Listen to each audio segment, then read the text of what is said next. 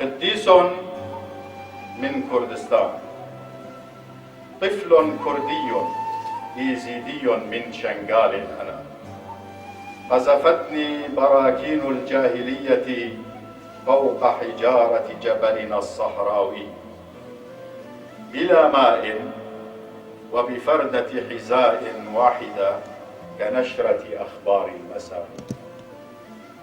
فردة حذائي الأخرى في نقط ضمير العالم الإسلامي.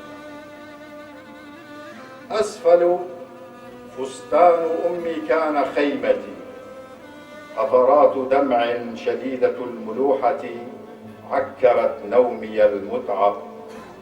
تعبت من الماء السراب ومن رشقات دموع تعكر صمت الخيمة. طفل كردي أنا، قدري اليوم فرمان آخر، عمري الملبد متلازمة كوابيس لن ترحم لطاووس انكسر. أشعر ببرودة في قدمي تحرق كما الثلج.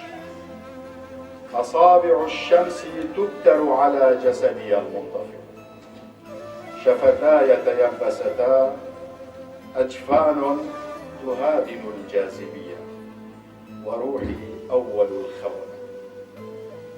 أرحل على ظهر الموجة نحو فتحة الضوء المخروطية.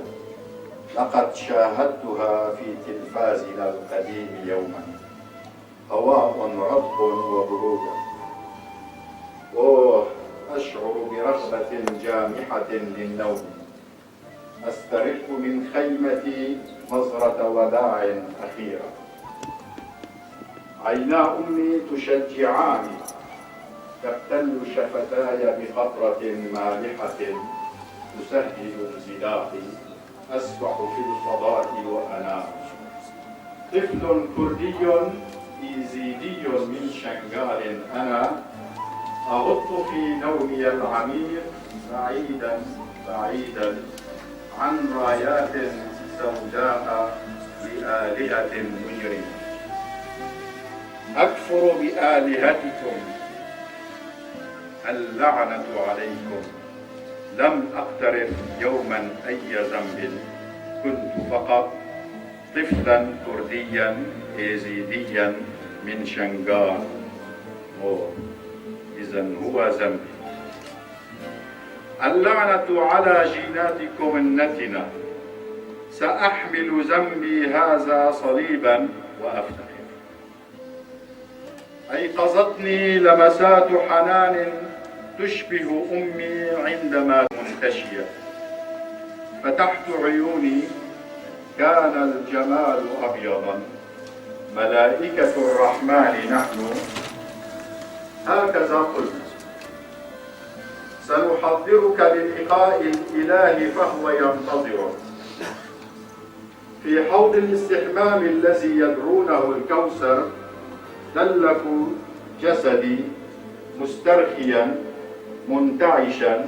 كنت أشحت بوجهي خجلا عندما دلكوا عضوي الصغير. نظرنا إلى بعضهن وسمعت قهقهات مثيرة. عطروني، ألبسوني حلة جديدة، ثم أدخلوني. كان الله في سدة العرش يبتسم.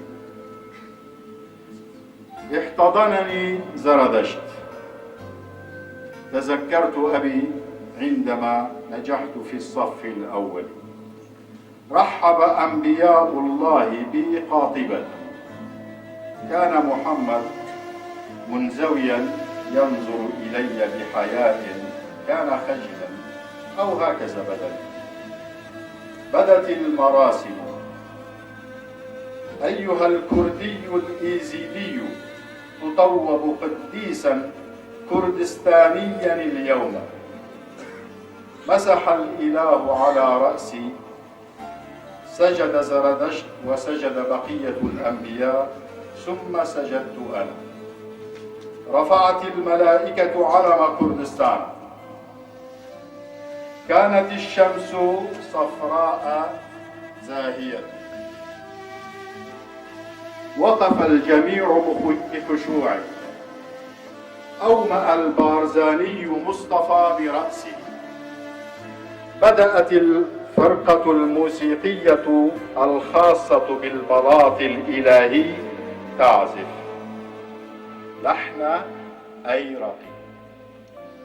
كانت أمي تزغرل دمعا بين الجموع.